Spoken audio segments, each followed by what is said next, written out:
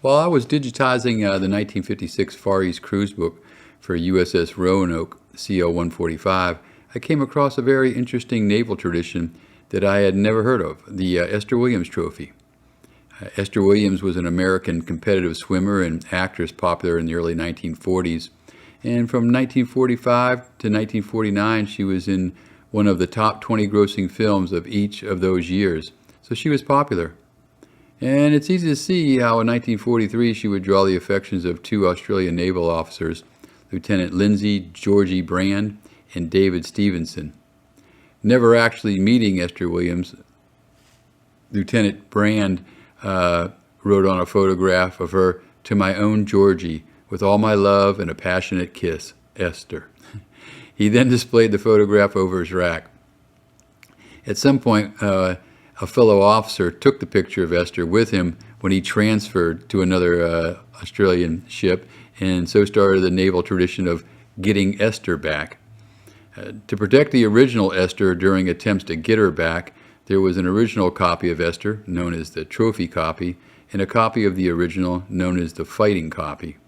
The rules of obtaining Esther were that only officers could participate, she must be displayed in plain sight in the ship's wardroom, and she must not be welded to the bulkhead. The fight for possession of Esther stayed within the Australian, New Zealand, Canadian, and British navies until 1948, when the U.S. Navy entered the fight for her. And as I mentioned earlier, I came across this tradition to get her in USS Roanoke's 1956 Far East cruise book. So while she was in Sasebo, Japan in September of 1956, two of Roanoke's officers, Lieutenant Breen and Lieutenant Carlson, took a motor launch in the wee hours of a dark and rainy night and boarded USS Cavaliero DE-712, where Esther was said to be. Once at Cavaliero, they sneaked aboard, slipped into the wardroom, and seized Esther without being detected. Once back aboard Roanoke, they were treated like heroes and presented with the newly created Esther Medal. And here in this picture you can see them receiving their medals, and then with the fighting copy of Esther in Roanoke's wardroom. But Esther wouldn't remain on Roanoke for long. 6 officers from USS Ampere ADG-11 embarked on Roanoke at 2300 hours, dressed as enlisted men with fake Liberty cards. They malingered aboard Roanoke until around 0100, when they located the wardroom, snatched Esther, and walked off the aft brow with her. But Ampere didn't have her for long, and she was taken by a minesweeper.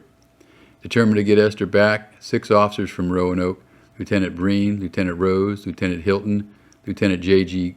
Goebel, and Ensign Wilcott, rode a motor launch to the location of the minesweepers. Finding 6 moored there, they searched them all until they found Esther and returned her to Roanoke. And then here you can see them receiving their Esther medals. But alas, Esther was once again taken in October 1956 while Roanoke was in Yokosuka, Japan, by the USS Boxer. But Roanoke didn't give up Esther without a fight, and the battle for her may have been one of the biggest in her history. It started innocently enough with 2 officers from Boxer coming over to Roanoke looking for a friend. One stayed on the pier while the other was escorted to the wardroom. Once there, the officer snatched Esther and ran topside, where he threw Esther over the side to his awaiting companion on the pier. Unfortunately, Esther landed in the water, but she was immediately retrieved by one of Roanoke's brow sentries and returned to Roanoke.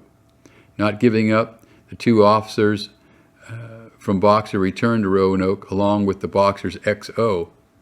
They were escorted to the wardroom, where they argued that an enlisted man from Roanoke had entered the fight, namely the brow sentry, and that Esther was technically theirs. An argument broke out, and one of Boxer's officers grabbed Esther and ran for the brow, but he was tackled by a Roanoke officer, and Esther remained on Roanoke. But the XO Boxer returned to his ship and mustered 96 officers. I mean, it was in fact an aircraft carrier, and he returned to retake Esther. Roanoke could only muster 16 officers, but they put up a good fight. using fire hoses to fend off Boxer's wardroom, even taking a prisoner who they put in Roanoke's brig. You can see in this picture here. But the 16 officers from Roanoke couldn't hold the Boxer's wardroom off, and they took possession of Esther.